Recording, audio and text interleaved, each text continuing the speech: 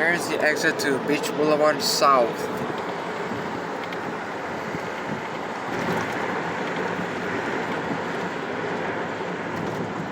There's traffic on the freeway, which means we will be late to the mall, but... Oh look! Wait, the new on-ramp is not open yet, because if not, it would have been more over there.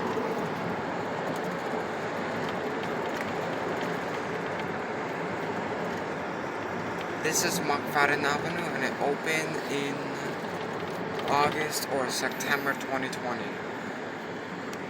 Here it is, Mcfadden Avenue.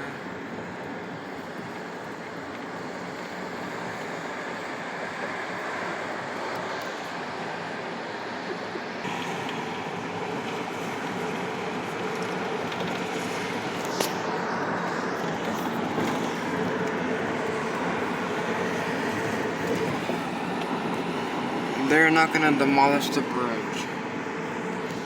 They're just gonna widen it, but not demolish it.